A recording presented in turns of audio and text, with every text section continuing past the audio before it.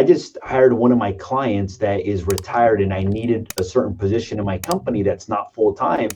And I have a little short list of every client. I have a short list, or not every client. I keep short list of people that could potentially help me at some point in the future. And I have to make sure I enjoy working with these people, meaning that they're nice people. If they're nice people, and I know that they have a certain talent, they're going on that list. But that is so important what you said about writing it down. I met a guy on Saturday that he's like a runner and he does it for other people. And I said, would you be open for more work? And he's like, yeah. I made a note of him as well too, in case we ever need him as well too. You know your strength very well. You know what you like doing. Like, how did you find that? Like, because a lot of people focus on things that either they don't like, or they focus on things that are just going to make them a lot of money. But then they're miserable, they're depressed, they don't have uh, uh, enjoyment in their life. How did you figure that? How did you figure out that was what you loved to do? Because I could tell by talking to you, like you've got the biggest smile right now, which is awesome. But how did you know that? Well, I want to say age. I'm going to be honest. I'm 41, so I've had 41 years to come to terms with Mhm, this, and I believe we grow mhm, with every second, with every breath. But I like looking back. I have never liked to be told what to do. mhm, I've actually never liked to really stay in one job. I've mhm, never like if what I was doing didn't go with how like I was feeling, mhm, or if I didn't like the job, I would just walk away. I mean, I would walk away nicely, give my 2 weeks or what have you, but I would walk away. And this was like throughout like childhood, throughout like I was in a dance program in elementary school. The teacher yelled at me once. I told my dad, and my dad like went and talked to him, and I was like, I never want to go back to that. mhm, Um, so carry that into college. I had multiple jobs in college. I could never find the one thing that I really, really wanted to do. But throughout everything, I really liked talking to people. Like I really liked making connections. Even when I was managing bars and bartending, what do bartenders do most besides give you your alcohol and maybe some food? They talk to you. We're like the first step before people go into therapy. mhm. Like I've heard so many stories as a bartender. I would blow people's mind with some of the things that people have told me, and they weren't always inebriated. But I just love talking to people. So when we jumped into the real estate industry, I realized that this is my superpower. I love talking. I love connecting.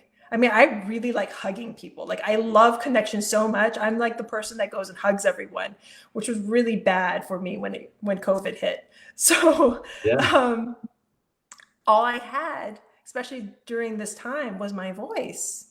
So that's how I connected. So that's how I connect with people on Facebook, on social, on Clubhouse, you name it.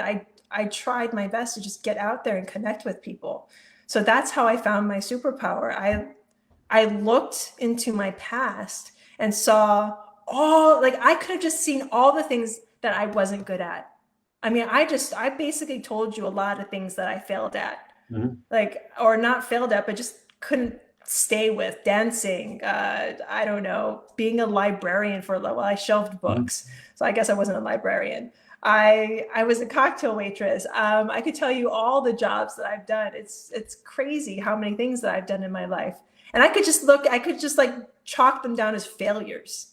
I mean, how many times you look at your past and say, "Oh, I didn't do that. Oh, Mhm. I should have done this. Oh, I didn't do that correctly." Blah blah blah.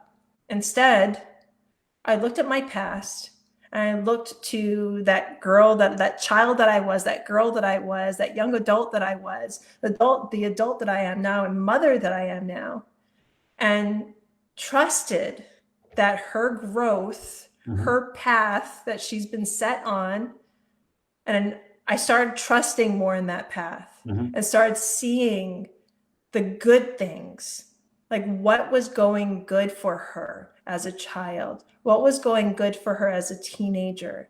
because I could focus on a lot of really bad things. Yeah. Instead, I choose. A lot of people accuse me of being all sunshine and rainbows, and I will take that accusation because I choose. It's not that I choose not to look at that bad stuff. I choose to grow from those bad things, and I choose to see the good. Like, how did I grow from that? And what was the one thing that went through is my ability to communicate. I love communicating. I love making this connection. I love connecting with you right now. I love connecting with whoever's on right now. I love connecting with you too. So yeah, that's how I grew into and learned what my superpower is. And I'm always defining and refining it. Growth doesn't stop just because I've figured this out. Yeah. I'll figure something else out maybe in the next minute. But this is my superpower as it is right now. I am excellent at communicating and I love doing it. I love communicating and I love making connections and I love making those relationships. And it's funny because everybody has a superpower. Like, everybody has one. You just have to figure out what it is. And the best way I like to explain it is we hired a person that was a phenomenal accountant.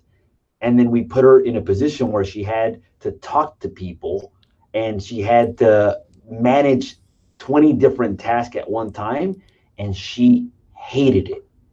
But everybody has their superpower. Mm-hmm. That's something that they're extremely good at, that's their gift. And if they can focus that energy, it wasn't that she was a bad person. It wasn't that she was a bad employee. She's a phenomenal person. It just, she wasn't doing what she was good at, which is her gift.